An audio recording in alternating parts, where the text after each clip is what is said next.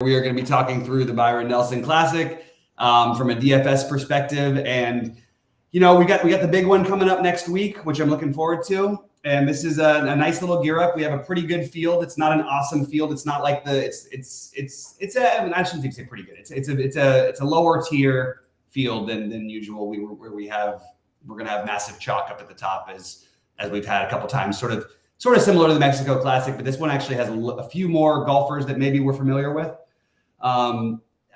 My first look at this is that I think you need to drive the ball here. I think you want the guys who can drive the ball and drive it accurately. So with that said, I'm ready to get going. Yeah, I don't think you need to play. Well, I guess let's get right into it. So again, we're going to go tier by tier. Now, there are only two guys in over 10K, but I think we'll keep it pure and we'll talk about it that way. Then we'll talk about each tier. Then we'll kind of like sum it up by playing a little game where we figure out who's going to win the tournament, top 5, top 10, top 20, pick one guy to miss the cut that's over 9K and kind of move on. The two guys that are over 10K that are left in the field are Scheffler and Hatton. And I think Scheffler is, the best, probably going to win, right?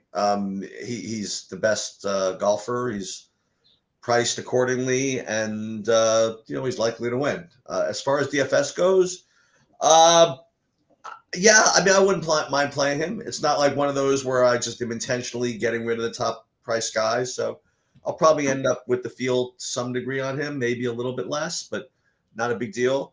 I don't particularly feel as though you have to play Tyrrell Hatton. That's whenever you have a kind of a linear salary structure like this, where they have to put guys like near the top. I always just feel as though that I'm just gonna throw two names out here. So, like you say Tyrrell Hatton at 10-1, and then you say I don't know Aaron Rye or at 7-5 or something like that. I just don't think that he's 2,600 better. You know what I mean? Like that's the best way I could describe this. So I don't think you have to play Tyrrell Hatton.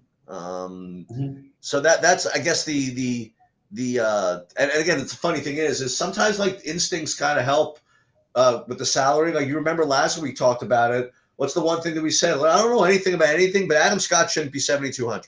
Yeah. Right. So anyway, I just don't particularly think that I need to play Tyrrell Hatton at that price. That's where I am with the over 10K tier. Yep, absolutely. And by the way, last week was a brutal one for me. When you decide to completely fade the mega chalk who wins the tournament, it's kind of tricky. Kind of tough to win after that. Do you mind pulling your screen up actually so we can just scroll down the other? Yeah, no problem. For what it's worth, like both of these guys, I understand they're going to be popular. There's going to be other guys we'll talk about, down the line. But you're going to have a lot of chalk here in the 9 and 10K range, and then it's going to dip. And we'll talk about that as we go along. But I don't know where I'm going to be in relation to the field with them. I think I'm going to figure it out as we go along here. But I definitely do have Hatton, and I actually do have Hatton and Scheffler as excellent plays.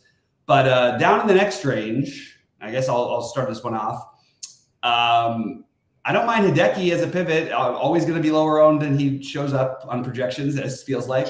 I love Tom Kim, young kid who I believe in the future, but I also think that like playing him as chalk is a little bit, feels a little nerve-wracking. Same with Jason Day. Jason Day is going to be maybe even as high on the Scheffler. So of all the guys in this range, oddly, like I like KH Lee, I like Tom Kim, but I might fade just because of the ownership, and I like Siwoo a little bit as well. I'm not getting to Adam Scott, but I'd be willing to do it just based on ownership. Yeah, Jason Day at 30% ownership is just kind of not for me. I have him rated. Listen, I have him rated as like the second best overall play on the board, right? So it's kind of hard. I hope I'm not being hypocritical, but 30% owned guys in golf is just kind of tough. Last week, it just looked like it was impossible for Cameron Young to fail. And barely made the cut. Just played around a couple of 4 rounds of golf. He didn't wasn't terrible. He wasn't great. And 30% ownership in golf is rough business. You mentioned Tom Kim. Even I have him about over 20%. Even Hideki, who we usually talk about it, nobody playing. Even him, I have over 20.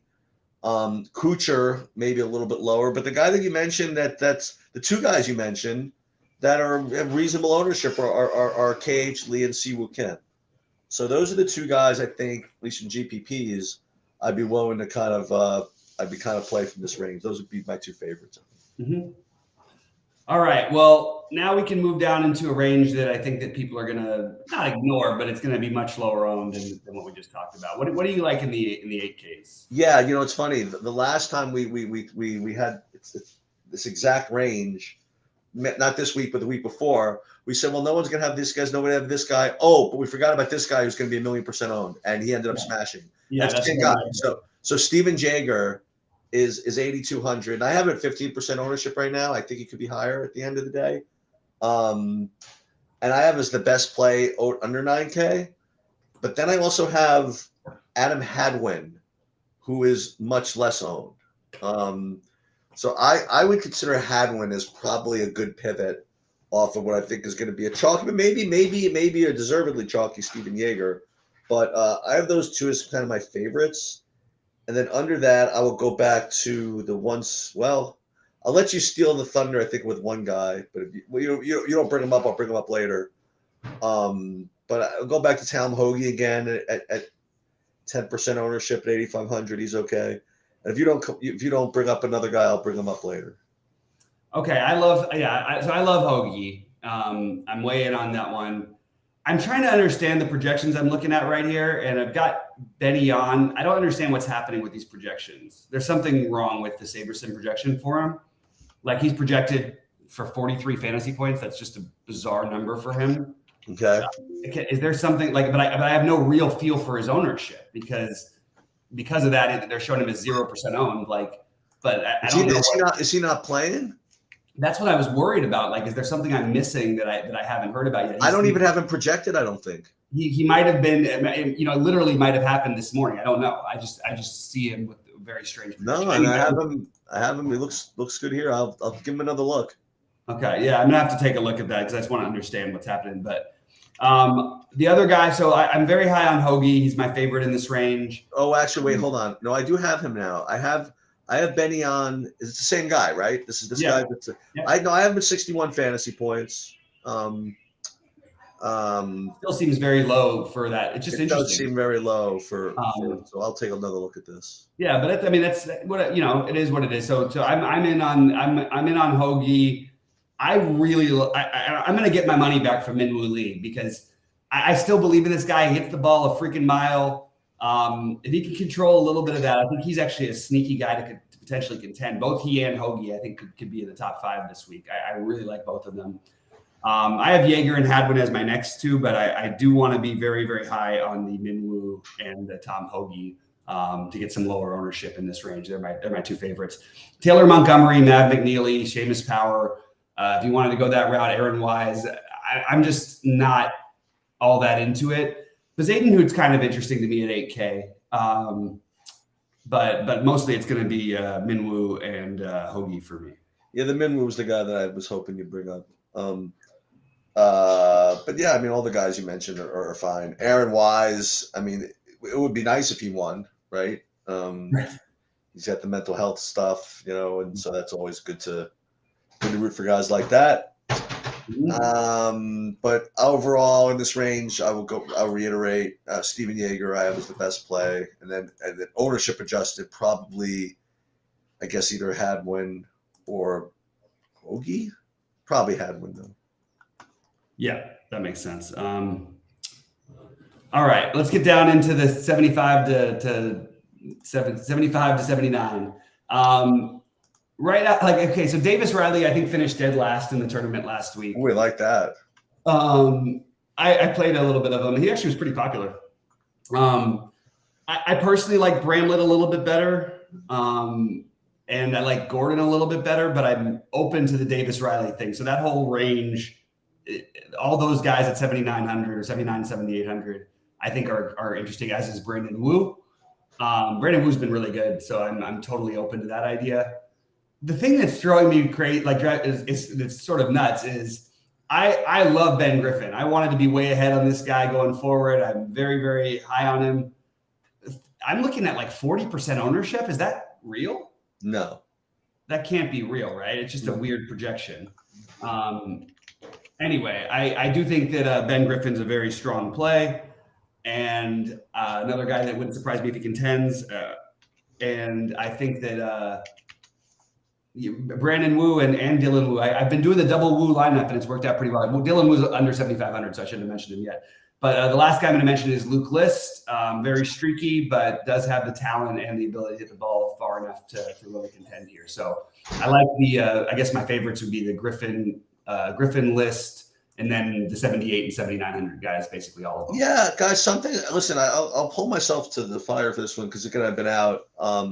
Something's either wonky with the projections or I'm just missing something. I honestly, it's listen, we have like 20 hours till it starts, whatever. I don't even have Ben Griffin on my list. So I have to, I gotta scrub this and see what's going on here. I'm gonna double check the Benny. I'm gonna double check everything and triple check everything. I guess I wasn't quite as prepared as maybe I thought I was. But I'm not even getting Ben Griffin on my board here, so I'm not even gonna comment on that one yet.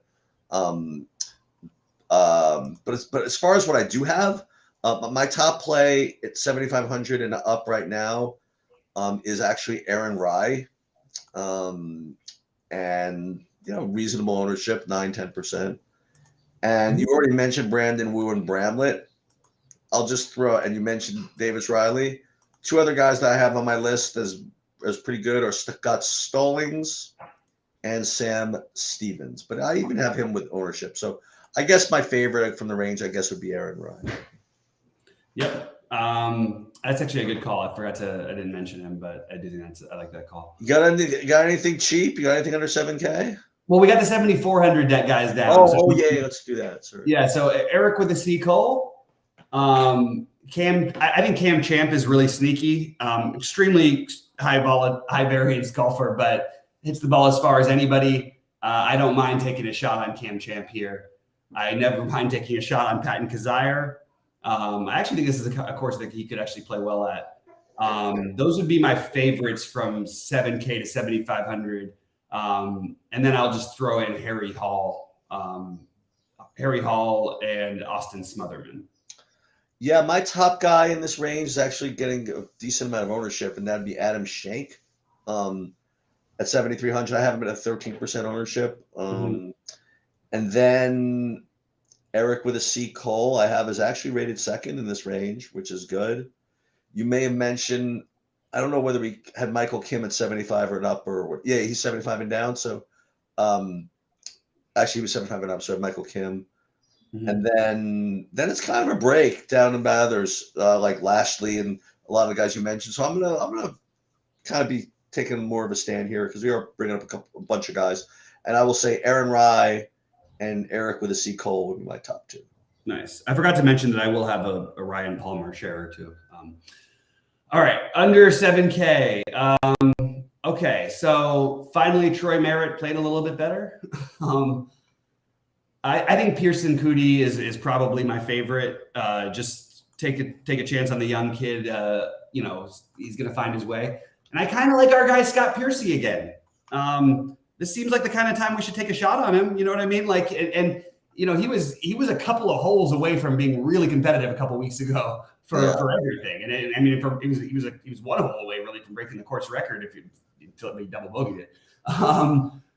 So I kind of like the Piercy and I kind of like the Coody. So Pearson and Piercy, we'll go with that pairing. I'm gonna have to do it somewhere because it almost worked out so well last time. The other one for me is Carson Young, sort of quietly going along and been competitive like 3 times in his last 6 tournaments. So I will put Carson Young as another one. I don't mind. I don't think this is the Goya tournament, but I don't mind if you get to a little bit of them. Kevin Tway is 6,500 seems a little cheap. This guy Mac Meissner. I had a friend tell me about him too, and he's actually getting like not a lot of ownership, but they've got Saberson has him about 5%, 4 or 5%. And I just thought I would like mention his name because I had a couple other friends who have mentioned his name to me. And I literally had never heard who he was before. So I probably should dig a little further into that. But those were the main guys for me who just showed up at all, even in the 6K range. So for what it's worth, two guys you mentioned, I have three guys for you. Two of them you mentioned. One is Cootie and Piercy. The other one, and listen, I'm just gonna say what it is. My top projected guy below in this range is actually projected also to be 0.81% owned, and he's 6,500, and he is Vince Whaley. I don't know who that is, but that's who I have. So I'm just gonna have to be forced to play him. Now, in fairness, he's ranked like 55th, like on my board. But since we are doing it by ranges, and I'll probably have to play somebody from this range, he's gonna get in there. So that's kind of where I'm at with the 6,900s and below. That makes sense. All right, well let's talk about let's play the game here, and I'll let you go first. You could I think that we're going to probably think of the same person, but I have a couple pivots that I'm not going to name. So who do you have to win the tournament? Okay, so you'll be nice to me because I've been out. Okay, yeah, I'll take Scotty Scheffler to win the tournament. Okay, fair enough. I will take the guys I really wanted to.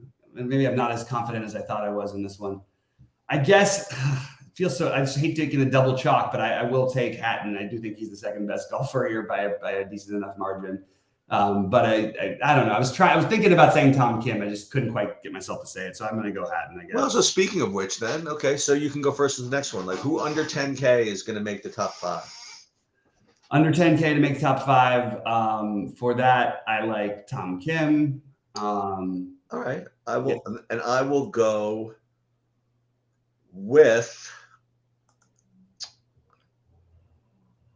with Jason Day. Jason Day, okay. All right, so under 9K to top 10. I'm going to say Hoagie, but definitely wanted to almost say somebody else. I will go with Adam Hadwin. Hadwin. Okay, and I'm going to put Lee in here.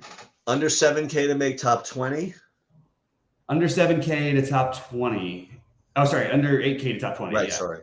No, you're good. Under 8K to top 20. I'm going to stuck on the woos. I think I'm actually gonna say a different name, but I'm going to say Ben Griffin. I will reiterate Aaron Rye to make the top 20. Yeah, I thought that's what you're gonna do. Under 7K to make the cut. Just make the cut. Nothing fancy. Okay, I'm still gonna say Pearson Cootie. I'm gonna go with a guy I didn't mention, but this is just to make the cut, and that's gonna be Lucas Glover to make the cut. Gotcha. All right. So now, there you have who over 9K is gonna miss the cut?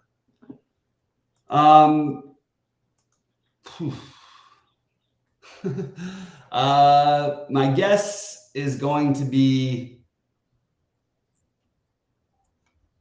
So I don't want to bet on Adam Scott to miss the cut, but there is a big one coming up next week. I could see somebody withdrawing or something.